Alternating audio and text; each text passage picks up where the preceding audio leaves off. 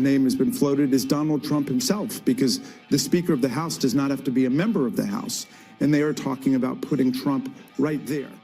If we retake the House of Representatives, Donald Trump for Speaker of the House.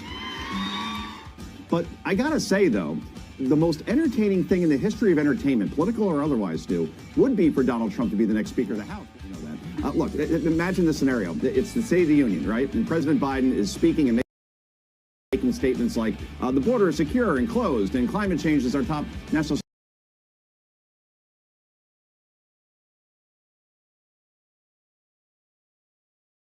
security threat. Inflation is at 0%. And then sitting behind him in the speaker's chair over Biden's left shoulder is Donald Trump, making faces that only Donald Trump could make of disbelief before tearing up the speech at the end, just like Nancy Pelosi. So for that entertainment alone, by all means, please make Donald Trump the next Speaker of the House.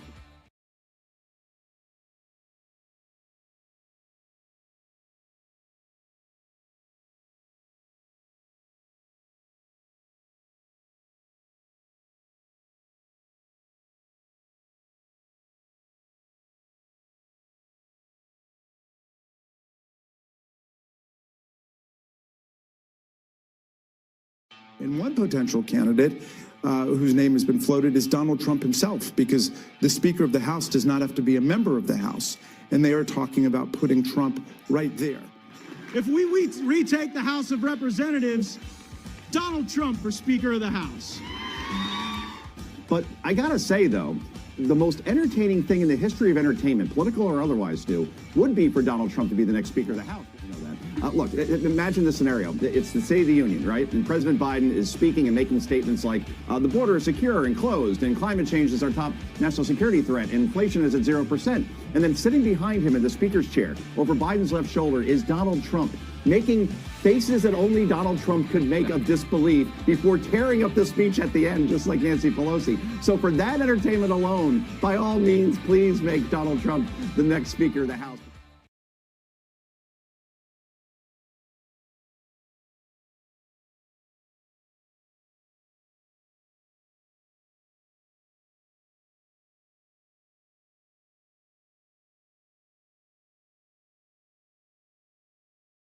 Well, I'll just keep. There we go. Well, we got a little of me there, right? There we go. Are we all set, Paul? There we go. All right. Yeah. Can you imagine Trump sitting behind bumbling Biden as Biden's doing his best to mumble through a sentence, characteristically slaughtering prepositions as he spews out his typical nonsense? And Trump just sitting behind him, making the incredulous faces for all the nation to see, causing all the Republicans in the House to just freaking roar with laughter, maybe even some Democrats as well. I mean, it would be utterly and totally epic, gang. And today, we're going to be taking a look at the latest developments in the GOP speakership and what it all means for MAGA forces taking over the party. Greetings, everyone. It is Live Stream Friday, a special Friday the 13th edition. I am your host, Dr. Steve, your Patriot Professor, here to help you to think better so you can feel better in these crazy and turbulent times. So if you haven't already done so, you know what to do. Make sure to smack that bell and subscribe button. We are live on both YouTube and Rumble. Super chats and super stickers are up. Send me your questions. I will answer them in due course. Today is, of course, Friday the 13th. Friday the 13th. This is not a good day. There we go. This is we are trying something new here today. We've got a new moderator here, and Paul is doing the editing. Normally Josh is, but Josh is out today. Paul is doing a great job. All right. But it is Friday the 13th. So if anything could go wrong, it's going to happen today, right? Do you guys know the origin of the Friday the 13th? It's absolutely fascinating, actually. It actually goes back to the Bible. Friday the 13th goes back to the Bible, to the Christian tradition, to the night of the Last Supper. So how many people were present at the Last Supper when Judas was there before he left into the darkness at the night to betray Christ? How many people were there? Of course, 13, right? Christ and his 12 disciples. Now, that happened on Thursday evening. Right? Judas betrays Christ, and then Christ is arrested, and then he is crucified the next day on Friday. But in the ancient Hebraic conception of time, the day actually begins at sunset. The day doesn't begin sunrise, it begins at sunset. So Friday actually began Thursday evening. So both Friday and the number 13 gets associated with both the betrayal of Christ and his crucifixion. And somewhere, as I understand, somewhere in the Middle Ages, a taboo developed around Friday, the combination of Friday and 13 as a particularly dark and demonic period, the hour of Judas, the hour of shadows. So there you go. That's the origins of Friday the 13th. You see, we're only just a few minutes in and you already learned something new. And if anyone is suffering from bad luck right now, it is the RINO wing of the Republican Party. My, oh my, they just keep getting absolutely slammed by Maga forces, rightly so, as America First rises up and takes back our party. We're going to see the latest on what's going on, what's happening in this fight for the speakership, and what it all means for a new MAGA leadership that's going to finally take over the GOP. You're going to absolutely love it. All that and more on this live stream Friday, our special Friday the 13th live stream. Super chat, super stickers are up. Send me your questions. And before we do anything else, we do have a very concerning development here that's happening with regard to central bank digital currencies. Now, you may have noticed that up until now, the digital dollar or central bank digital currency has been little more than just a headline. But right now, things are developing at an alarmingly rapid pace. And it started with sweeping executive order from the Biden administration.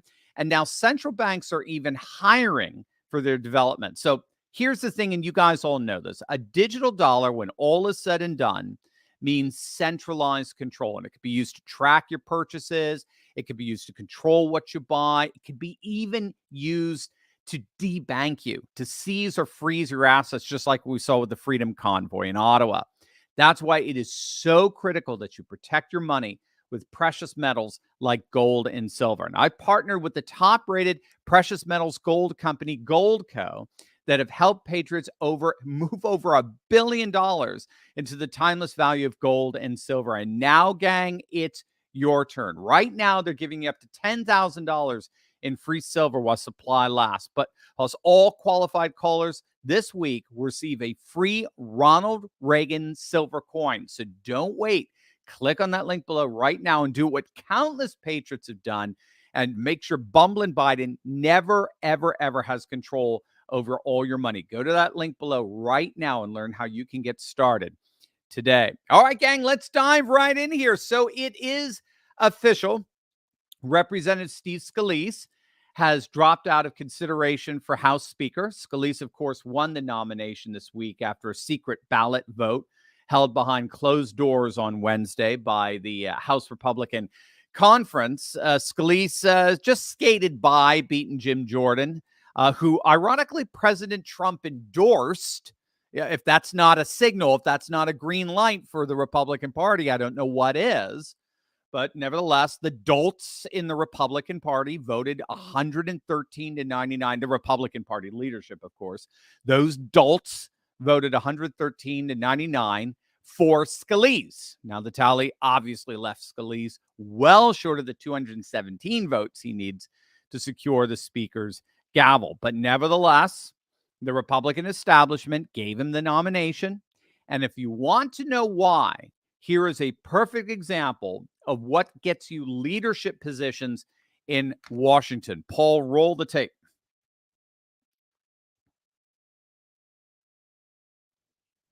Friday the 13th curse, gang. Come on, Paul, roll that tape. Sir, would you mind stopping to the camera, please? Good to see y'all. Looking forward to going in there. Obviously, we have a very vote. It's really, really important that this Congress get back to. Sir, would you mind stopping to the camera, please? Good to see y'all. Looking forward to going in there. Obviously, we have a very important vote. It's really, really important that this Congress get back to work.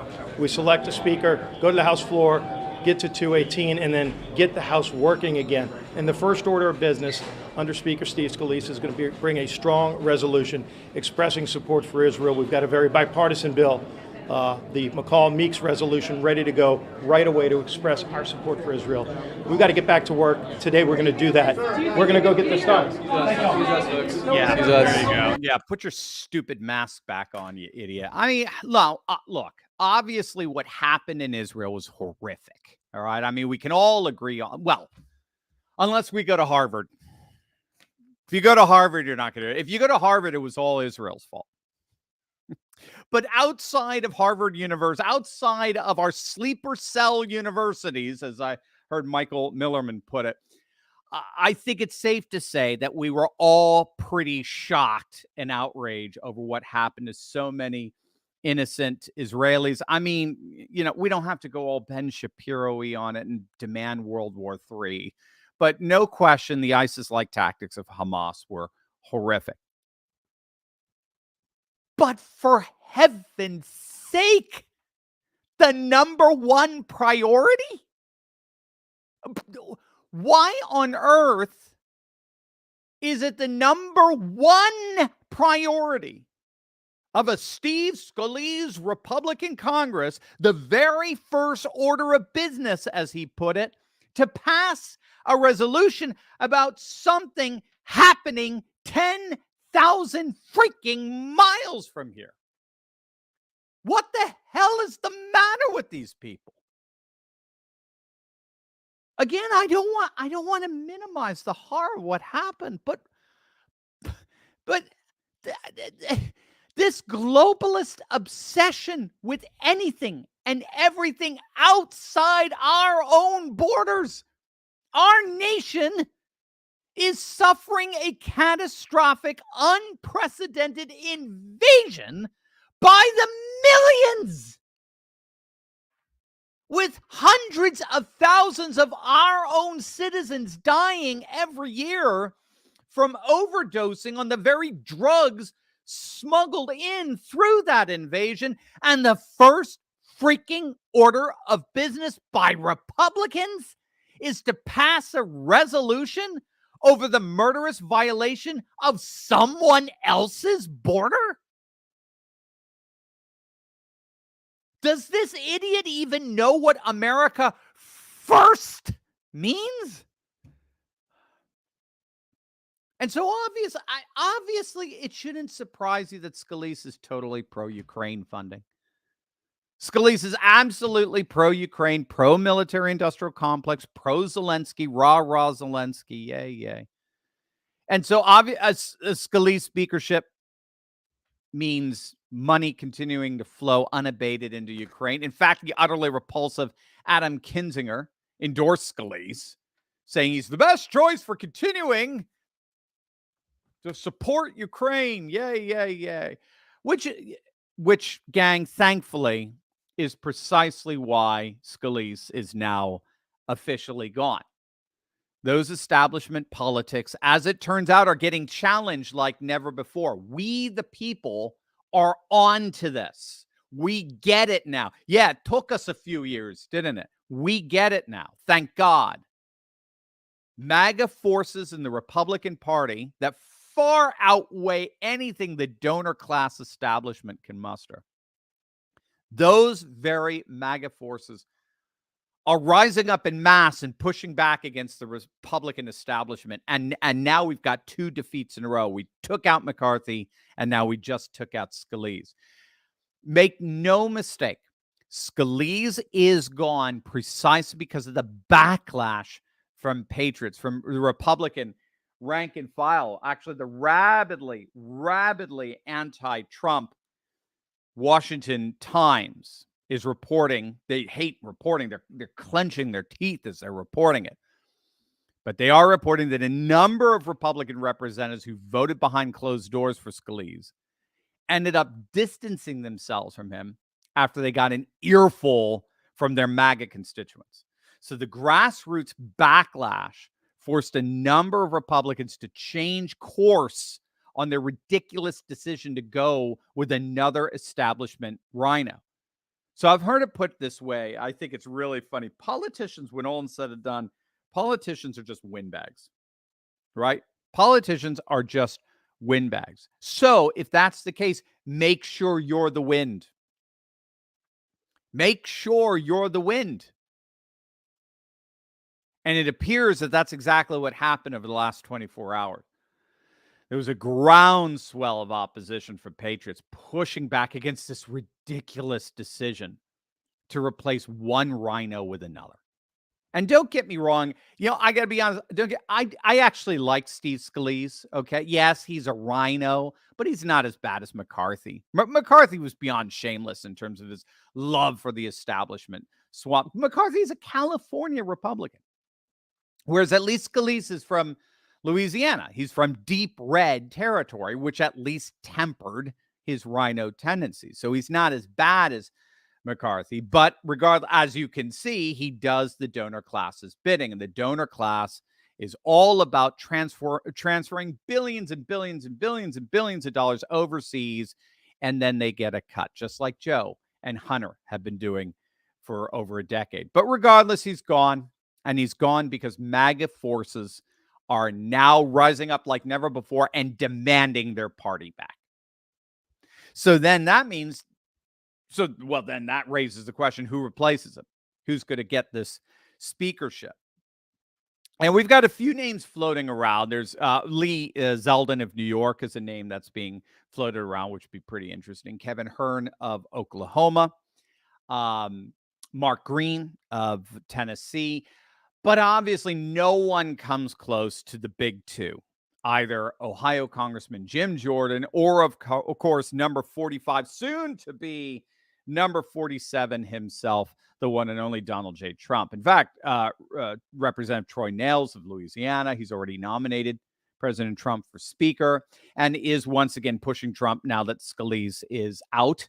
And his reasoning is very simple. If we can't rally around the leader of our party, the de facto leader of our party, then who can we rally around?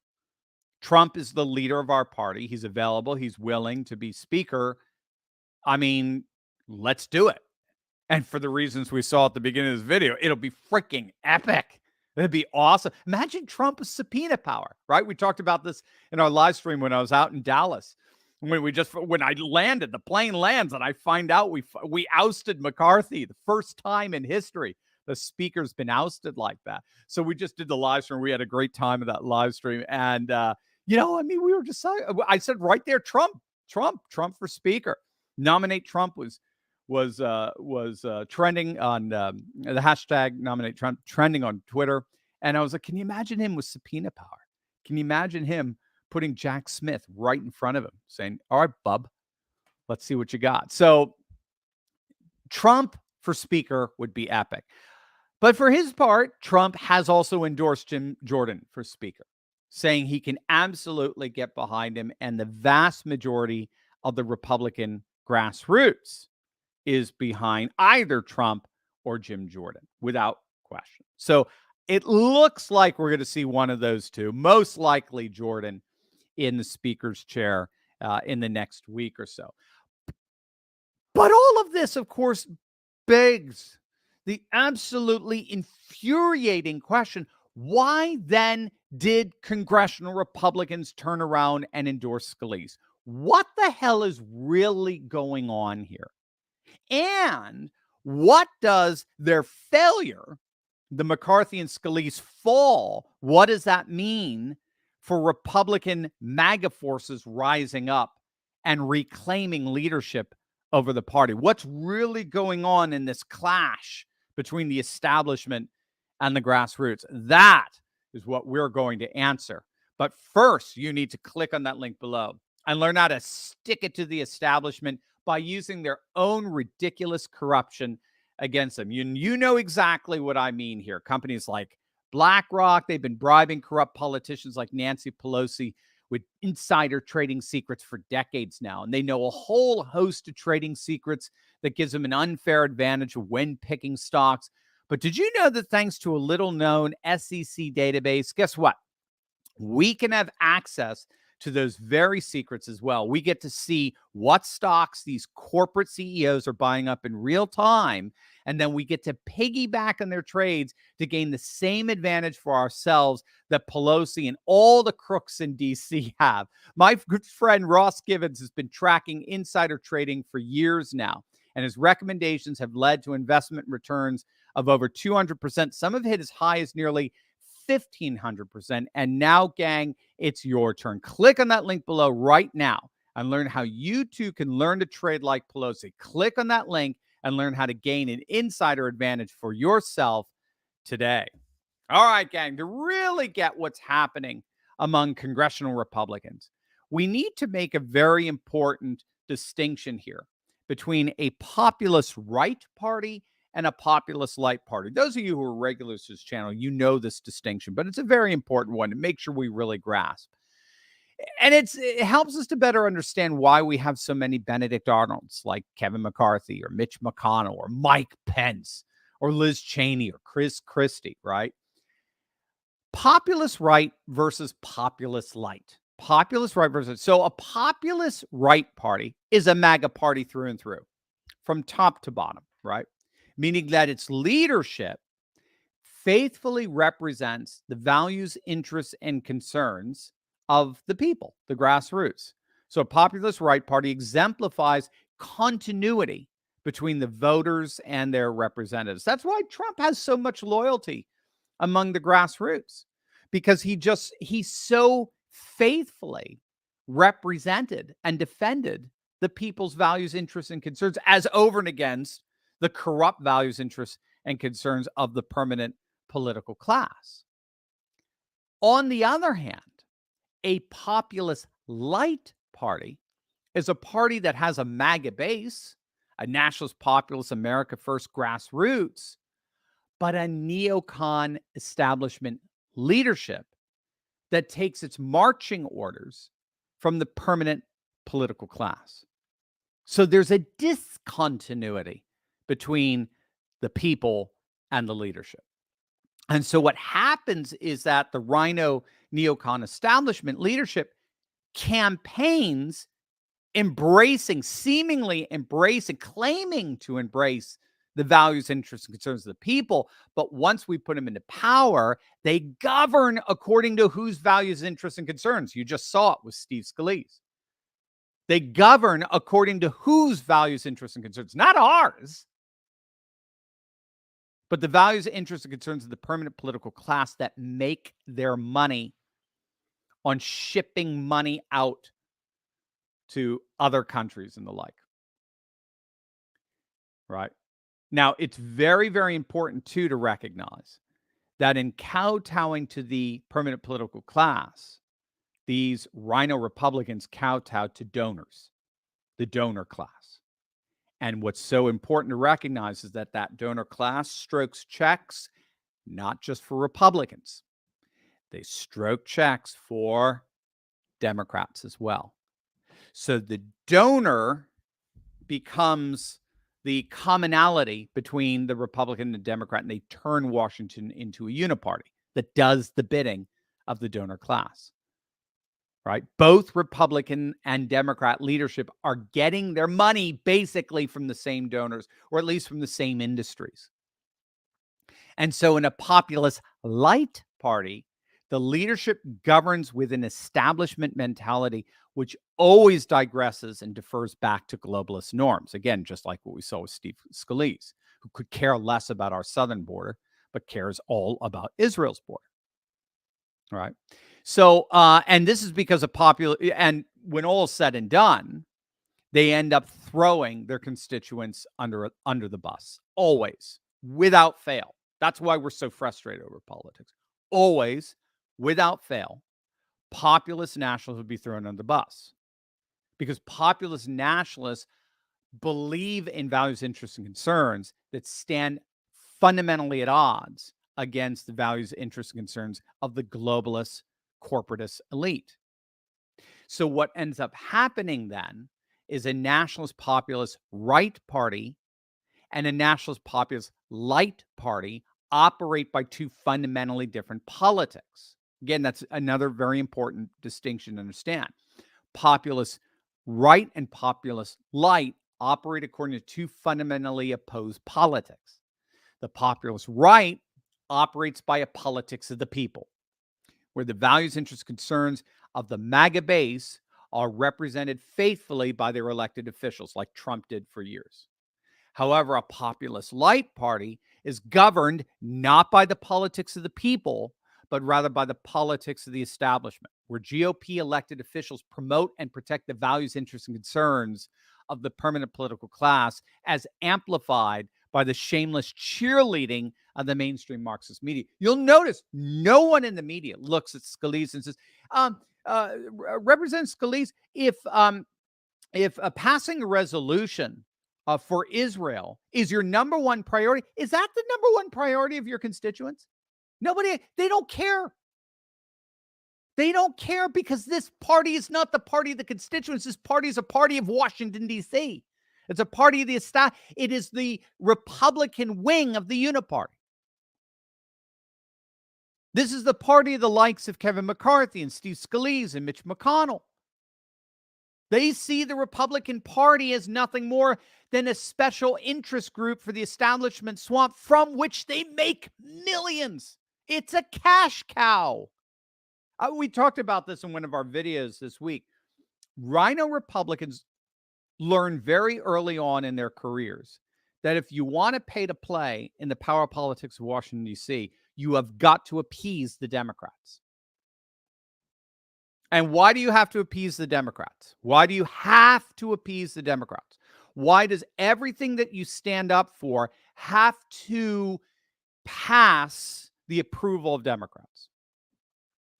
It's because the Democrats own Washington, D.C. It's been that way since FDR. The deep state is inherently a Democrat operation. The deep state was more or less created by FDR and Truman as well. Democrats have owned D.C. since the 2 decades of Democrat dominance established the deep state during World War II and its aftermath. Ever since then, the Democrats have owned D.C. The Republicans are just renters. If you get that distinction, all of a sudden, all the politics is going to make sense. The Republicans just rent. The Democrats own. They are the deep state. They own permanent Washington. And if you are a Republican and you want the benefits of the power and the affluence, the millions of dollars that are promised to you by permanent Washington in the business model of politics, then you have got to appease the Democrats. And that means throwing Trump and the MAGA movement under the bus. Even though outside of D.C., as all the polls are showing, it's Trump and the MAGA movement that are more and more becoming the defining forces of the new politics of the 21st century. That's why, in effect, the Republicans always end up looking so pathetic. They're meant to. The Republicans play the role of the Washington Generals who were paid to lose to the Harlem Globetrotters. And that's what you have to get. If Republicans drive you crazy, it's not hard to understand why. They're paid losers. That's what RINOs are. They're paid losers. They're paid to throw the fight. That's what controlled opposition means. They're paid to be publicly beaten, and they laugh all the way back to the bank.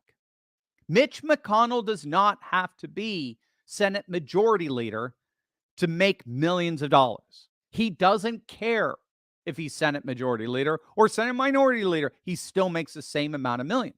Doesn't matter. He still has the power and affluence. And so the key here is for populist grassroots who want to save our nation from this slime ball swamp. The key here is for populist grassroots to so dominate the Republican Party that the GOP actually ends up transforming into a bona fide patriot party, what I like to call the grand old patriot party, the true GOP. We have to so dominate the party at the grassroots level, at the precinct level, at the nomination level, at the delegate level, that the likes of a McCarthy and a McConnell and a Pence never, ever assume leadership again. And we go back to a politics of the people and throw away the politics of the permanent political class. And that is exactly what is animating the backlash against McCarthy and Scalise. So we'll obviously be keeping an eye on how things develop here over the next several days. But one thing is absolutely clear with this speaker fight. Grassroots patriots are done with the RINO leadership. We are done. I mean, just look at how we're all laughing at these Republican candidate debates that are not, I mean, nobody's watching them. It's a joke. And who's happy about these debates? Donor class Republicans. Rupert Murdoch. But he's had to cut in half the advertising for these debates because nobody's watching it. We're done with the uniparty. We're done. We're done with the populist light GOP. And we demand that our leadership represent our values, not the values of Washington, D.C., not the values of borders 10,000 miles away, our values, our interests, our concerns. The days of representing the values, interests, and concerns of the donor class are over. And MAGA Republicans are rising up and enforcing the end of those days and the beginning of the age of the Patriot Party. All right, gang, over to you. Woof, I got animated there. Over to you as our moderator, Paul, assembles your questions. All of this, of course, begs the question, what are you going to do about this? Are you ready to stand up and join the resistance? You got the wind at your back. I'm leading a group of dedicated, courageous patriots who can lead a spearhead into the heart of the secular globalist establishment. We punished Bud Light and Target. We've driven CNN and legacy media to near bankruptcy. We've forced BlackRock to backtrack on ESG, and we've seen our glorious Trump-appointed Supreme Court ending affirmative action and protecting religious liberty. In my Insiders Club, I show you concrete steps to take locally and online that will only keep this mass uprising going until the battle is won. So don't wait. Click on that link in my description below and join my Courageous Patriots Insiders Club today. All right, Paul, what do we got? Paul is amassing questions. I see there's a little bit of a delay here with a Friday the 13th delay. So hopefully Paul will get us some questions. Do we have? There we go. All right, Paul. T-Man 2217. Thank you for the gift, T-Man. Looks like I was right about the whole dump the chump, vote for Trump thing a few weeks back. As long as Donald Trump is the president in 2025, I'm happy with him being temporary speaker. Amen to that, T-Man. And I think you're right. I mean, we talked about it in the live stream when I was in Dallas, right when the news broke that McCarthy was out. Very first thing we saw was hashtag nominate Trump trending on Twitter.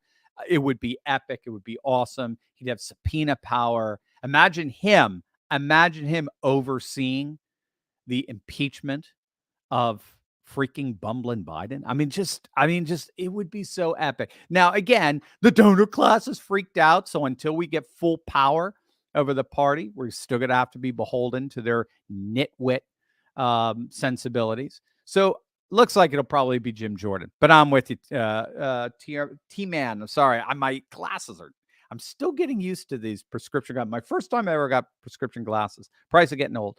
So T-Man, there we go. Now it's clear. You know, right? I mean, I see far center and then I see up close down below. So when I look down, it's all blurry. T-Man, I'm with you 1,000%.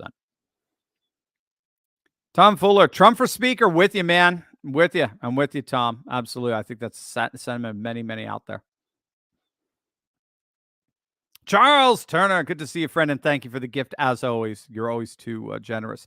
In reference to the video about leftists melting down about the Middle East situation, neocons like Ben Shapiro and others are just as bad. Agreed. The USA needs to stay out of it. Agreed. 1,000%. We are not the world's piggy bank. Walmart. That's true. I love that. The world's Walmart. Never thought about it enough. You're right, Charles. And the vast majority of the country is behind. Again, that doesn't mean the uniparty is going to follow suit. It does look like they are. It looks like sending Israel some aid and money is going to be the off ramp for Ukraine, the Ukraine debacle that we were on from the moment Russia invaded. We were giving you the truth about what's really happening in Ukraine. It was just a boondoggle for the military industrial complex. So you're absolutely right. No, I do again. The images, they were ISIS-like images coming out. I read both pro-Palestinian and pro-Israeli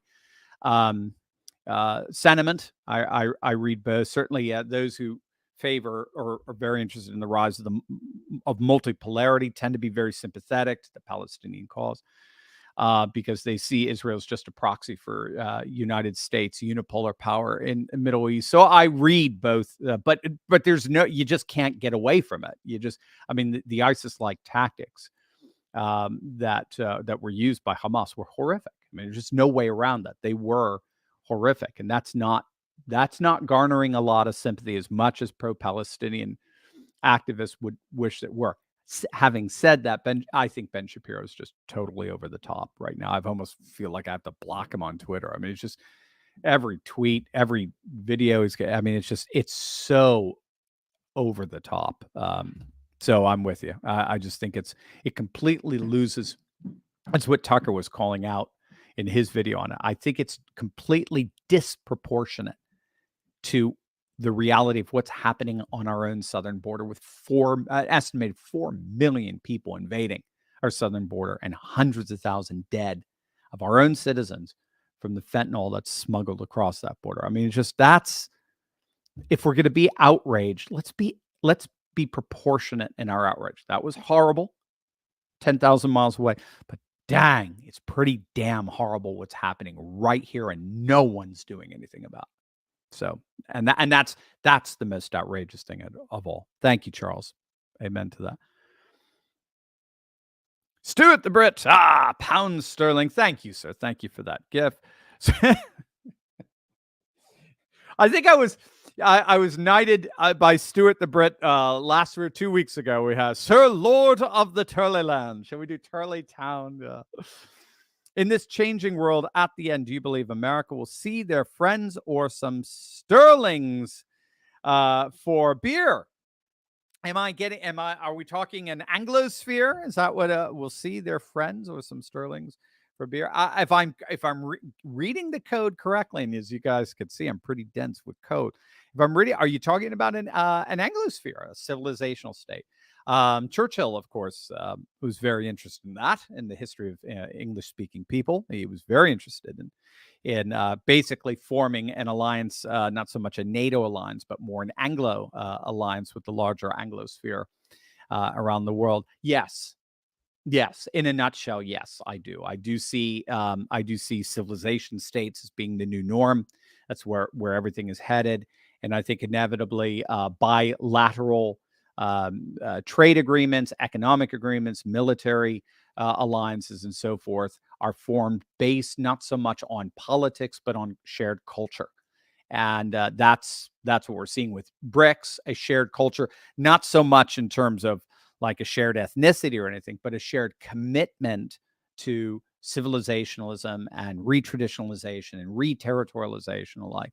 And I think we're going to see the same thing in the Anglosphere. So yes, I see Britain and the United States binding together, and at least one way or another, we'll see if we can get a Patriot Canada in the mix, because I think liberalism will eventually fade in Canada, given the demographics. Conservative patriots are having kids. Liberal Democrats are not having kids. So give it about 20 years. That's what demographers are talking about.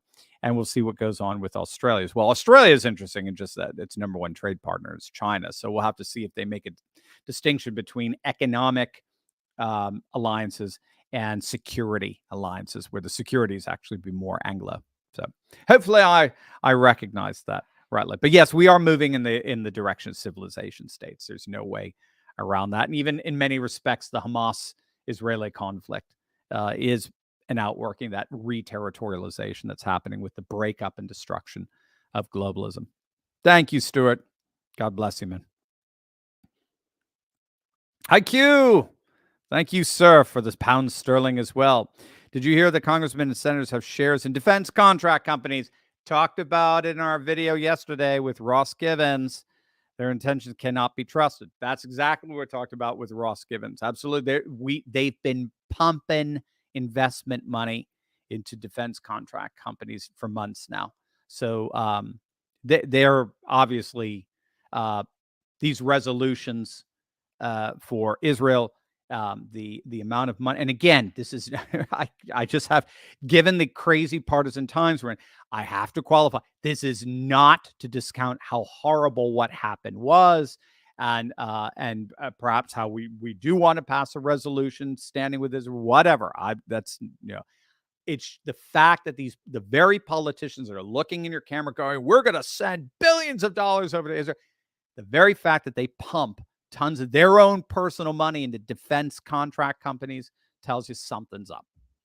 It's not just altruism that's sending money over there, or commitments to democracy. We were just being told Israel's not even a democracy by the Biden administration, given what they were doing with their judiciary. And they're becoming very theocratic, very Orthodox Jewish and the like, in their vote and their politics. And so I'm with you, High Q. It's just, I think we've all got it. I think not all of us. There's still a learning curve. Some of us still believe that we actually have a say in what happens in our respective capitals. No, we have nothing to say in our. We have studies. We have a Princeton study that actually demonstrates that. It's the donor class that has the final say on what happens inside our respective capitals, our respective governments, parliaments, government. So we don't. So now it's replacing these guys with a political class that at the very least knows that if they don't represent our values, interests, and concerns faithfully, they're going down. Their very survival depends on their faithfully representing our values, interests, and concerns. McCarthy learned that the hard way. All right. McCarthy learned that the hard way. Scalise learned that the hard way. Ron DeSantis is learning that the hard way. Chris Christie is learning that. Well, he's not learning it. He's just auditioning for CNN. So yeah, you got it, Haiku. Always, always, always assume that they're not Matt Gaetz's or Marjorie Taylor Greene's and so forth, or even Trump's. Don't assume they're doing this for the good of the nation, for the good of the values, principles, concerns that they are animated about. Assume they're doing it as a business model. Assume that instead of going into business via entrepreneur or Fortune 500, they decide to get elected to office. That's how they're making their money. Everything they do ultimately is to make sure that massive checks are stroked to them and then eventually put into their bank account. You got it. Thank you, High Q. And that is it. It looks like that is it. All right. Oh, wait. Nick. Okay. I thought that was it. It's that Friday the 13th lag. Nick Johnson, thank you, sir, for the gift. Anyone still thinks utopia is even remotely feasible should look up John B. Calhoun's Universe 25 experiment. Oh, that's neat. Obviously not. And that's the beauty of a Judeo-Christian. Actually, it's the beauty of pretty much any traditionalist civilizational religious sentiment, worldview, and so forth. Pretty much everyone except for Marxism recognize, or any ideology, secular ideology, which comes from the French word, the 19th century word idéologue, which deliberately sought to replace traditional religion with man-made systems, man-made ideas. And those man-made ideas tried to lure people. They tried to use the attraction of seduction by promising a golden age, by promising a utopia, but without a messiah, without enlightenment, Buddhist enlightenment, whatever it is. The ancient religions always recognized that there's just a utopia is not going to happen apart from someone else other than ourselves intervening, right? Or in the Christian mindset, not a 1 square inch of the cosmos is going to save you. God is going to have to intervene. There is absolutely no utopia coming apart from God bringing back the Garden of Eden. There's just no way around it. So, and the cross, of course, is the tree of life restored in the Christian tradition. So you're absolutely right, Nick. I mean, I don't think any of us, you just look at all the fiction today too. You've got Universe 25. Look at the fiction today. All the science fiction today is dystopic. They're all dystopias. They're all the world falling apart. There's no utopias anymore. We don't buy it. So that's, to me, that's good news, because that means the modern mindset, that's what modernity promised, that through progressivism, through unending liberalism, we were going to reach some kind of utopia. That's dead. Nobody believes that anymore. So we're all going back to nation culture, custom, tradition, and re-embracing the way forward outlined by the past, so as to give to us a viable path today. So past, present, and future all come together and bind as one. Thank you, Nick. That's awesome. Raven writing says, thank you, sir, for the gift. As always, very kind of you. Honest question, would Trump be beneficial as speaker with 2024 coming up so soon? It's a legitimate question. As I understand it, it would be temporary until they filled the seat. So it wouldn't be permanent, but it would be fun. I think that's the idea. As long as he's in there, it'll be amazing, and it'll probably be prolonged. And he would be in the news he's in the news every single day, no matter what. It just sucks all the oxygen out of politics, period. But he would be in the news every day, being the point man in Washington, D.C., makes Biden look very tiny and small and insignificant by comparison. So the optics is what people are so interested in. But no, absolutely, that would happen. I mean, at some point, he'd have to give up and probably campaign. I don't, but in many ways, 2020 changed. I mean, Biden won sitting in his basement 20 minutes from here. He didn't even leave his basement. And when he did, it was to talk to a bunch of parked cars honking their horns. And, there was more security than there were people showing up. So we'll have to see. But Trump he's holding his rallies. He's going to Wisconsin, Iowa, Michigan, Pennsylvania, all the heartland, Rust Belt, right, working class states that he needs. And he's absolutely crushing it. He's reading it. He's leading in the real clear politics, the RCP average, the aggregate of all the polls. He's leading in both Pennsylvania and Michigan. That never even remotely happened in 2016 or 2020. So he's stronger than ever. So, but anyway, yes, Raven, definitely. That's going to be a factor. Awesome. Thank you. It was always good to hear from you. Chris Ricker, how much of our military do you feel backs Trump? So again, I think it's the same thing. I think you're seeing that populist right, populist light distinction, people versus permanent political class. I think the rank and file, bottom line, are still very strongly conservative values, 100% behind Trump. It's the leadership. It's the Mark Milley's. It's the woke, and you only get to be a leader by demonstrating your woke bona fides. They're the ones that are going to be the problem. So that's why I really want to see, a whole new, like General Flynn, for example, a whole new leadership coming in and just completely fumigating the place of any kind of woke influence. That to me is one of the most powerful things that Trump 47 can do, is revamp the military and turn it into a full MAGA force. Awesome, Chris. Stuart the Brit. Sir Lord Turley, show me where this didn't happen in history. Just once, your founders tried to protect you, but yeah, they tried. That's true. In many ways, that's why we got that Second Amendment. In the end, you were responsible for your own protection. Your life, liberty, and happiness is ultimately responsible. The responsibility for protecting it and preserving it comes down to us, and to protecting our neighbors and the like. That's what the Second Amendment ultimately is about. We've even had court cases where police have been sued for not preventing a crime when they could have. And as I understand it, in every single case, they're exonerated. Police are not there to prevent crime. They're there to process. They're there to arrest. They're there to deter, but they're not there to prevent.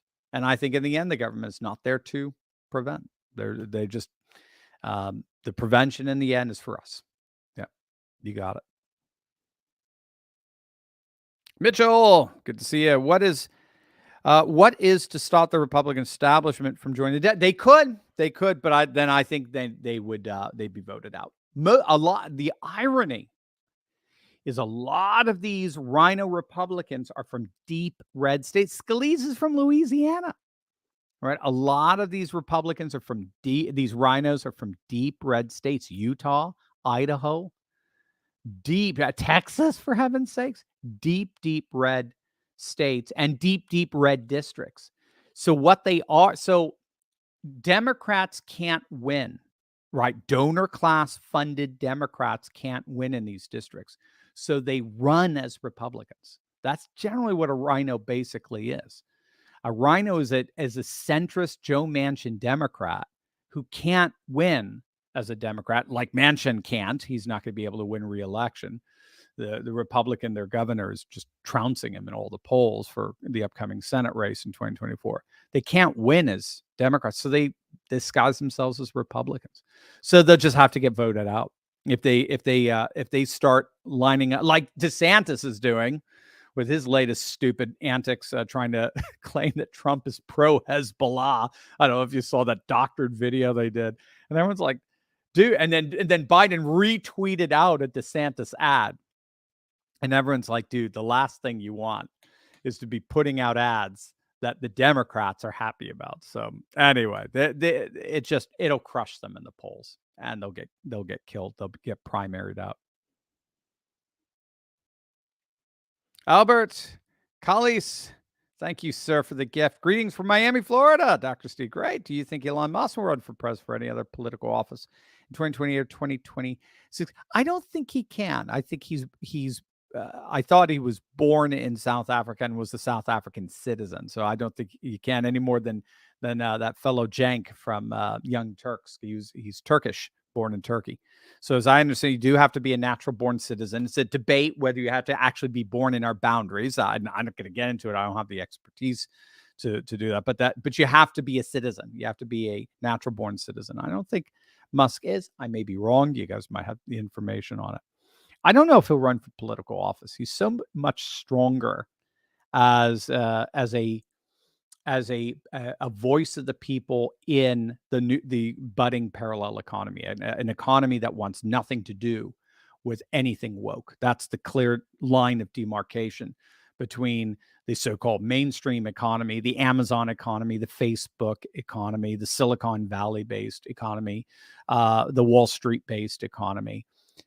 Versus the parallel economy. Parallel economy is an economy that values free speech. It values the inherent dignity of every single person to be able to express their ideas, to be able to buy and purchase as they will, to be able to have economic flourishing, economic freedom, no debanking, no woke activism, no virtue signaling, and cancel culture and the like. So he is our number one parallel economy representative. And I think he's, in effect, he's kind of like the president or the CEO of the parallel economy at this point. So I think he seems to relish that position right now. But we'll see. I mean, 2028's, 4.5 years away. So awesome, Albert. Thank you.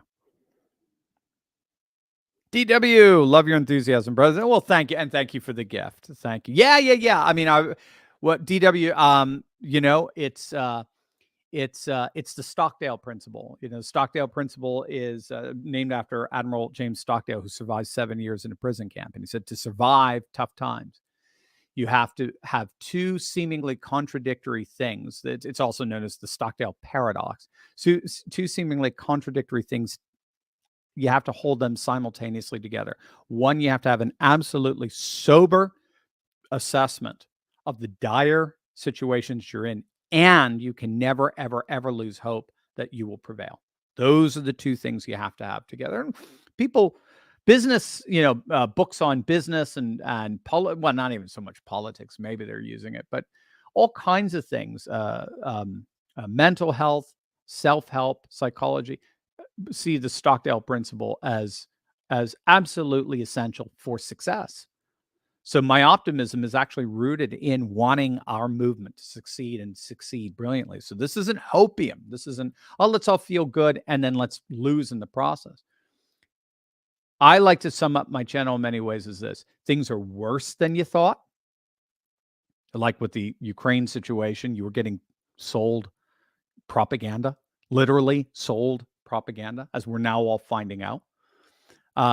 Things are worse than you thought, and things are more hopeful than you ever imagined, because we're seeing a new birth of liberty happening right now. The MAGA movement, America First, is just the American version of a re-territorialization, a re-traditionalization that's happening all over the world, that's ushering in a post-globalist order. So the globalist forces are dying. There's nothing they can do about it.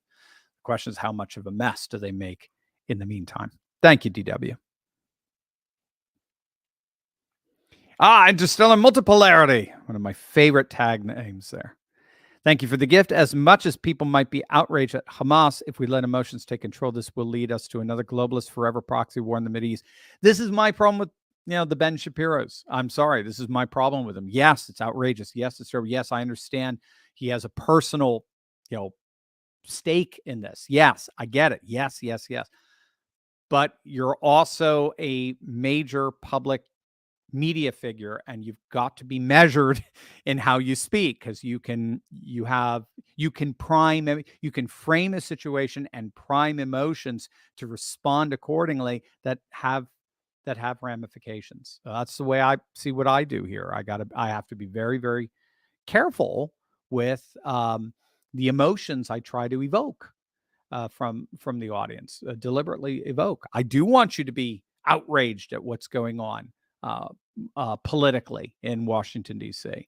But I want that outrage to turn into positive, fruitful, optimistic action. I don't want it to turn into anything other than that, right? And yes, we can be horrified by what happened in Israel, but I mean, there's a couple of things. One is, some have said, and I think this is right, Israel, for whatever reason, and for right or for wrong, allows voices to express nationalist sentiments we're not allowed to express for our own nation. Israel allows people, for whatever reason, to express nationalist sentiments that we're not allowed to express for our own nation. So in a sense, we kind of go overboard with Israel. And so I think that's what's happening. Also, I think there's a kind of, ironically, humanitarian, from rooted in the civil rights humanitarian movement, that you don't have real moral authenticity until you find some cause that you can stand up for. It's sort of that Martin Luther King, at least it's ascribed to him as I understand it, you haven't lived until you found something to die for. Now that's beautiful. There's some pretty cool to that, but you'll notice again, so much of our causes are abstract. We are much more concerned about what's happening 10,000 miles away than we are about our neighbor that's 10 feet away. And that's just the way it is. I mean, I'm just as guilty of that as anybody else. But that's also part of the world we live in. When you see somebody talking on the phone on a bus or at a table in a restaurant, they could be talking to somebody 10,000 miles away. They could actually be closer to someone because of the technological age we live in. They can actually be closer to someone 10,000 miles away than they are from someone 2 feet away from them at the same table. It's a fascinating thing. We've never been in a situation like that. But all of that, I think, combines to create this kind of, I don't want to call it pseudo outrage, but this, I'll call it a hyper outrage that seeks an activism that we don't want to fulfill. Let's put it that way. All right, there you go. An intervention activism that we don't want to fulfill. Excellent. Interstellar multipolarity. Very good observation. Yano, good to see you, my friend. Thank you for the gift as always. Hopefully you get mad today so I can see you impersonate politicians again. Specifically, Mike, that's not my concern. That's not my concern. Americans are not my concern. Yeah, that scene alone destroyed any hope he ever even remotely had of becoming president. That's not going to happen. Thank you, Yano. Yeah, I got animated. Did I don't know. I can't remember. Did I impersonate anybody? I can't remember. What we got next there? Polite rude guy. I like that. Polite rude. I'm politely rude. I filed a lawsuit challenging Obergefell and Hodges in the U.S. Federal District Court in SA is San Antonio. I forget. I don't know what SA is. It's still an open case. Case number is 5:23-CV-00851-OLG-RBF. All right. Well, good. All right, guys, check it out. That's a lot of legalese. My daughter's in law school right now, so she'll know all the legalese. But Obergefell versus Hodges, of course, is what legalized same-sex marriage across the country. Yes, it will. It will, as the more and more we, again, for right or for wrong. That's I try to look descriptively, not necessarily prescriptively. Though you all know where I'm coming from, prescriptively in terms of my values. But for right or for wrong, Obergefell will eventually go, I think, the way of Roe v. Wade. It's just the re-traditionalizing forces are going to be too strong for it to, and I think it's frankly, too weak of a case to hold. Now, how long it could be 40 years, it could be 140 years. I don't know when, but I don't see it holding. And not in a re-traditionalized world. MDE, do you see us in an Oliver Cromwell 30-year war scene? Well, so I think you're overlapping the two. So you had the 30 Years' War, and then you had the Cromwell wars in England. But granted, yeah, no, I'm with you. I get what you're saying. MDE, and thank you for the gift. That's the concern. The concern is that our differences become so great, and the gap between any ability to empathize with the other becomes so great that you end up, it ends up all falling apart and collapsing into violence. I certainly hope we can avoid that. But we do track the possibility of a civil war breaking out. It would not be like 1860.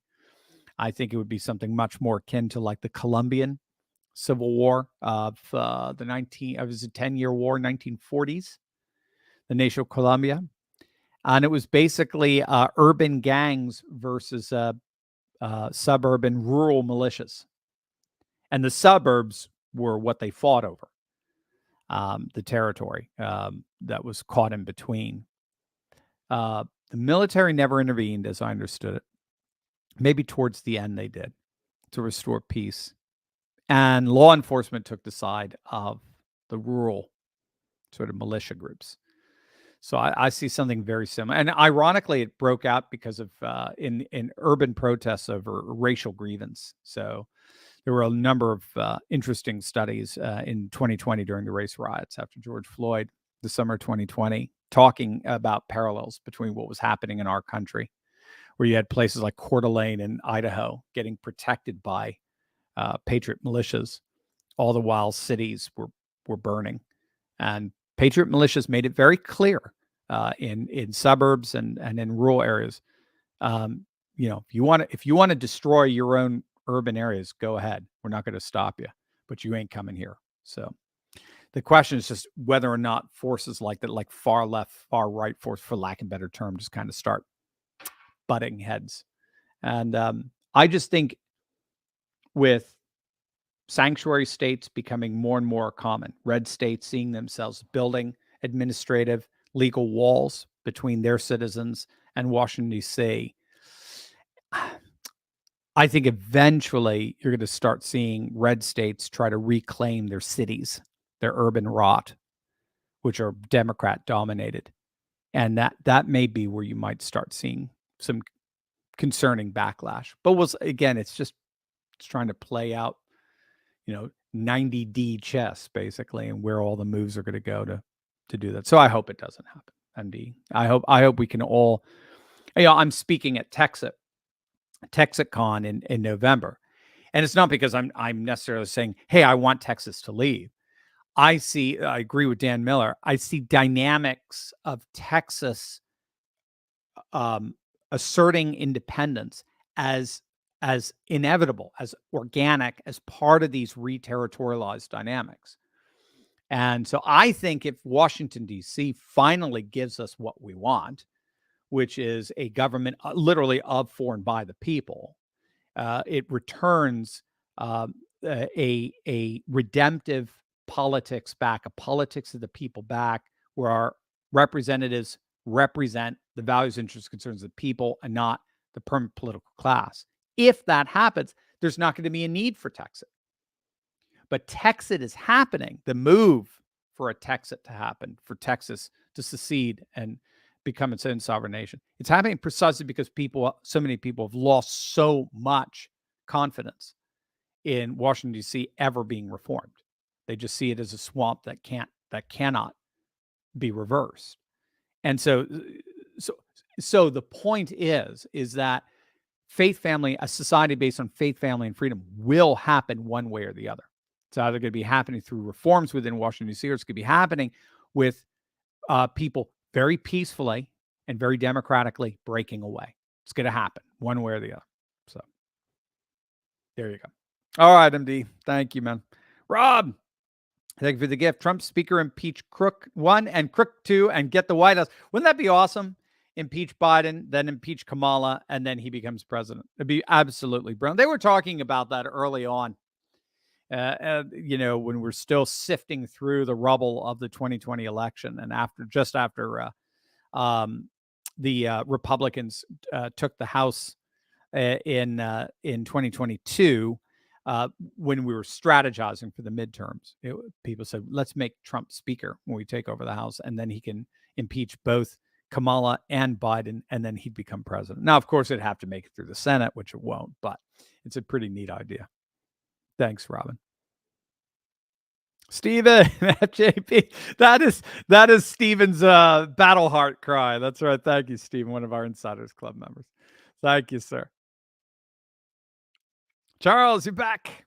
It seems like some people need to learn what accommodationism is in regards to our Christian faith and not mix up the church versus state argument. Yeah. I don't know if you were seeing some comments there, but absolutely. So the two paradigms for church-state relation is accommodationism, where church-state accommodate one another. They work together for a flourishing society, even although they operate very different spheres. The church is not the state is not the church. Versus separatism or separationism, which says that they have nothing to do with each other. The state takes care of the public sphere, and the church is consigned to the private sphere. That is undoable. That is not. It's not even. I would see the hand and raise it 10. Not only do none of our founding fathers believe that. They did not believe in a public-private distinction like that, as I understand. That's not until you see in the 19th to 20th century that emerges with the Industrial Revolution and with a whole new way of thinking, knowledge from the Enlightenment. But even if they did argue that, I would say every Christian of sound conscience has to fight against that, because what that does, by consigning Christianity to the private sphere of life, it destroys our faith. Because the private sphere, the sphere of consumerism, the sphere of personal opinion, subjectivity, sentiment, has nothing to do with ultimate truth. Truth is public. Truth applies to all. Truth is objective. Truth is obligatory. But the private is subjective. It's optional.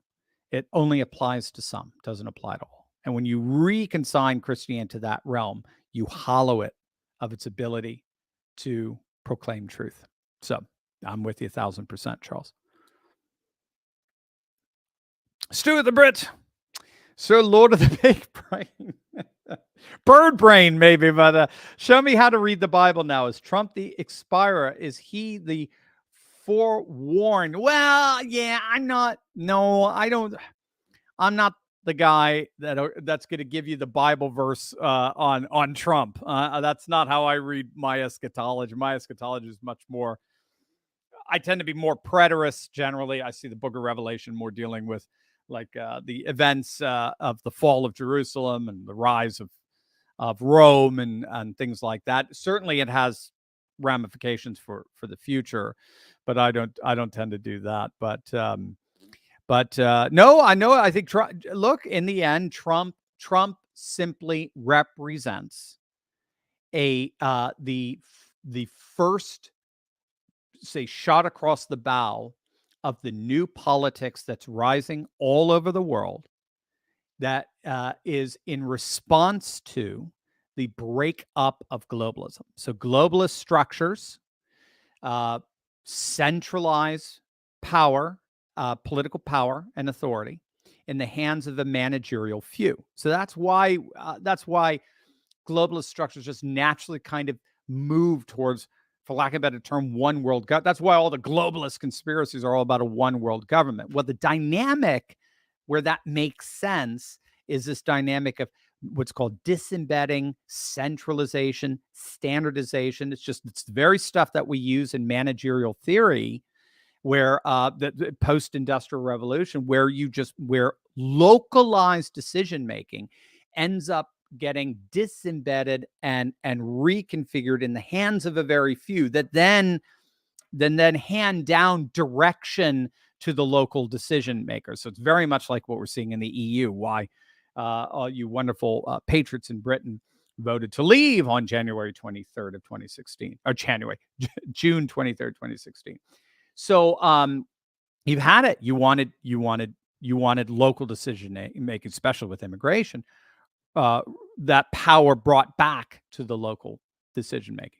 What's happened is, for a variety of reasons, that model was shattering. That model was breaking up, and so political powers returning back to the local, either at a national level, i.e., make America great again, at a civilizational level, China, Russia, India, Turkey, Shiite Iran, and so forth. Even to a certain extent, Israel, this sort of neo-Orthodox Jewish Israel that's rising, is seeing itself again in very civilizationist terms, and then finally the sort of the tribalist, more separationist outworking, and that's going to be the Texit, that's going to be Quebec separationism, that's going to be the Donbass region that's separated from Ukraine, being ethnically Russian, that's going to be the Catalonian and the like, Southern Sudan, Northern Sudan,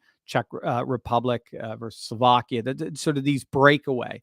So that's what's happening, and Trump represents a distinctively American civic nationalist version of this reterritorialization.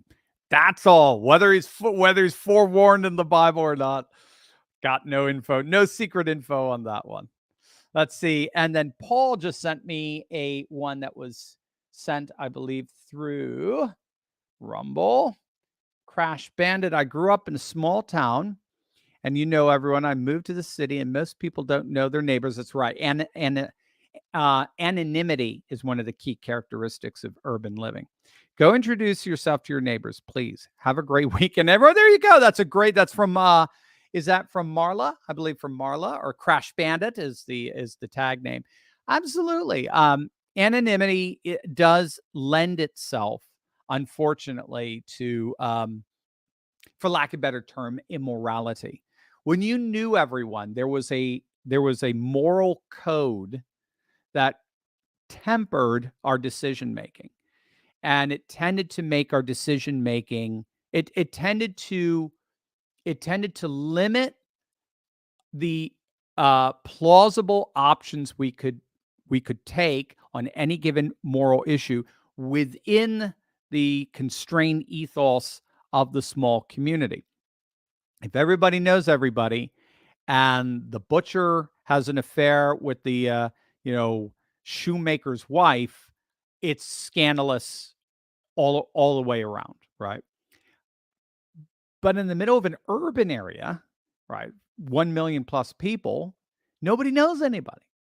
So if the butcher has an affair with the shoemaker's wife, not that you wouldn't even have either one because you're just importing everything in the globalist supply chains, nobody cares. So anonymity tends to lend itself to a kind of nihilistic moral structure, amoral or immoral structure, whereas close knit ties tend to create a very morally strong community. Now, again, for right or for wrong, you can push that out a little bit in terms of what the morality is or so forth. But that's the basic building blocks of a strong moral, and then for our founding fathers, self-governing and therefore free people. So that's why family, church, faith structures, community were always building blocks for faith, family, and freedom.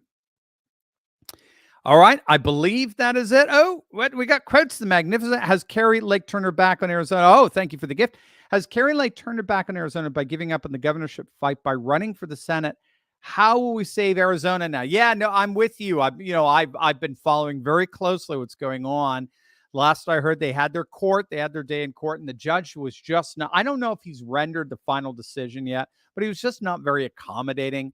The judiciary just seems to be all in with this notion that they're not going to get involved with politics. They're following Chief Justice Roberts' sentiment thus far. They're not getting involved in our elections at this point. That's not the same as what's going on with Trump and indictments. It's a whole different story. Hopefully they're going to get involved there, but they're not going to get involved with our elections.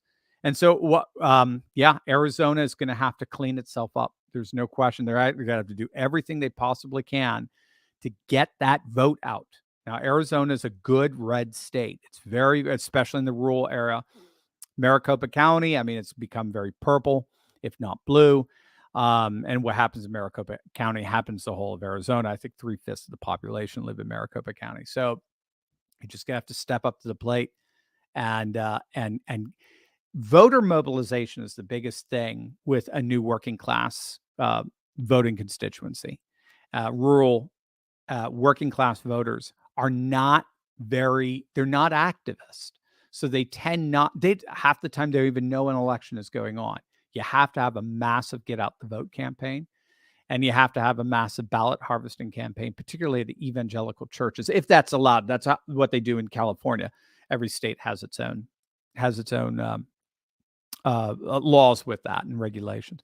And you're just going to have to, at some point, you're going to have to take over the party, and at the precinct level, at the delegate level, and just make sure these horrible people like what's his name, Ducey, and they never get into positions of the McCainites and so forth, never get into positions of power again. I don't know if Carrie's, I don't know. I wouldn't say she's abandoning the people. I think she's just moving forward and now trying to represent the people in the Senate. I was just talking to Doug Mastriano the other day in an interview that should be up, I think this weekend or later on today. I forget. He thinks Carrie Lake should do it. She should win in a split ticket between Sinema and the Democrats. So if the Republicans play it right, they should win the Senate race, and we can get Arizona back, at least in terms of its DC representation, on the right track. Yeah, no, Israel has every right to defend itself. Yes, I that is the majority opinion by far.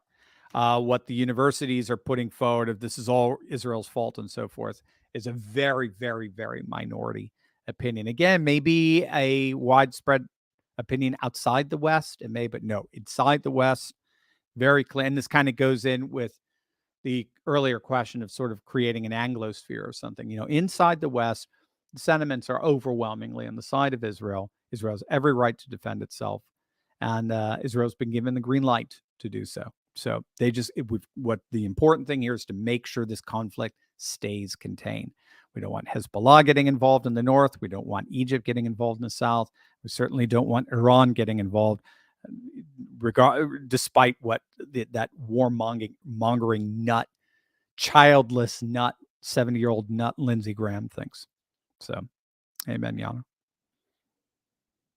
Sergeant Beef, I think it's time to acknowledge Muslims are incompatible with West and expatriate Muslims to ancestral lands. Well, yeah, there was a time. I mean, Trump back, remember in 2016, said we need a Muslim ban. We cannot allow any more Muslims coming in until we understand what's going on. Yeah, I mean, the pushback on that obviously is that Islam does have, all right, so I'm just giving you the pushback. Islam does have a foot in Western culture. They preserved Aristotle for us. The church was much more into Plato and didn't really know how to appropriate Aristotle as part of the classics. And it was Islam that was able to do that and preserved it. And then that provided Thomas Aquinas, for example, that gave him his paradigm for his Summa Theologica, where he restructured theology around Aristotelian categories. So there is some interaction there. There's also interaction with Islam in Byzantium, the eastern side of the Roman Empire, which is part of the wider West, we would say, the Western culture being Christian and the like. But there is a concern that there obviously the other side where you're coming from, Sergeant Beef, there is a concern that the value systems are just so different that all we're going to get is conflict. So obviously this is something that's going to have to get worked out. And certainly this last weekend didn't help things in terms of some of the horrors that we saw unfold. All right. Hey, servant of God, good to see you. Hey, it's raining all over Minnesota today and tomorrow. Guess God said no to that jihad. Yeah. I didn't think we were going to see too much. Hold on a sec. I got a note here. I didn't think we were going to see much today. I think that's usually, if you want to cause damage, real damage, right? Just like what we saw on last Saturday, you take people by surprise. You don't announce it. You don't say, hey, this Friday, we're going to do, you don't do that. That's it's just, I think it's more just to make people feel uneasy.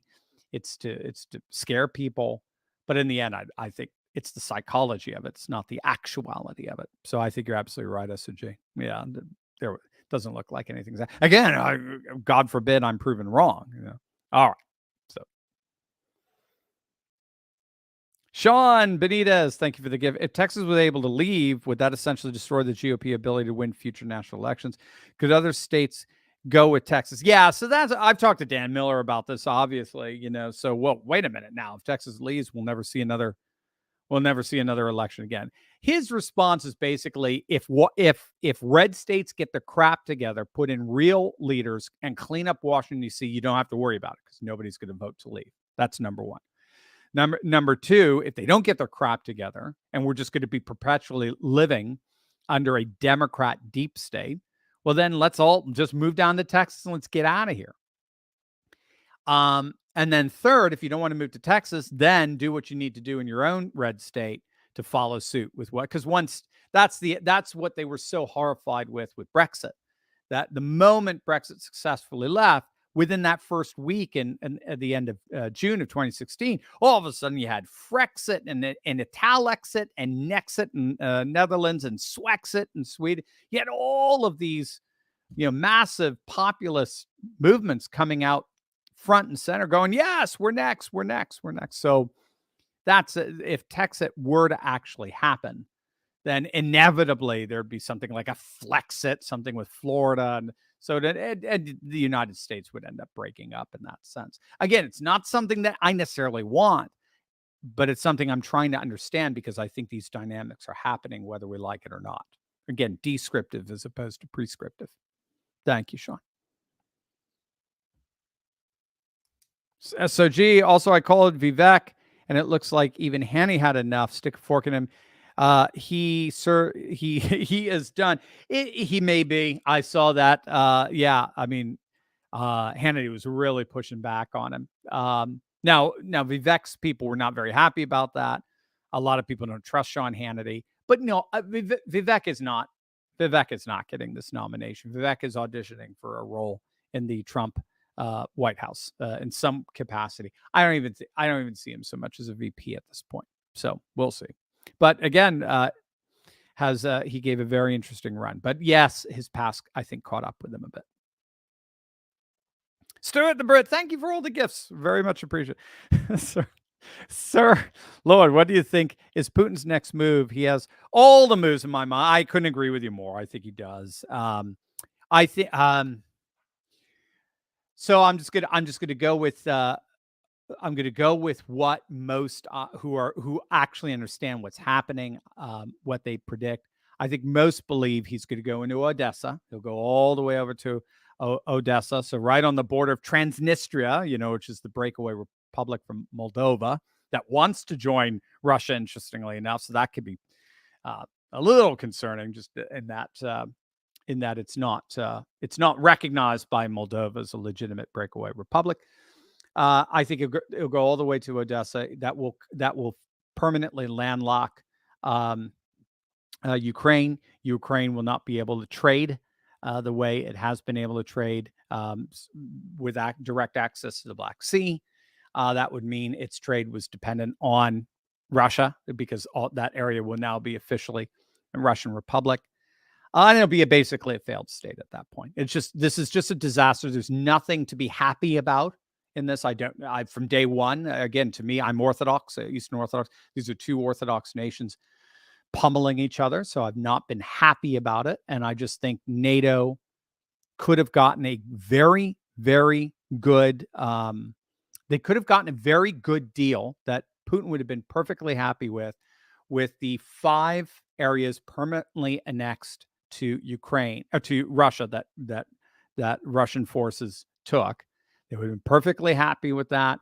But no, we had to fight to the last Ukrainian.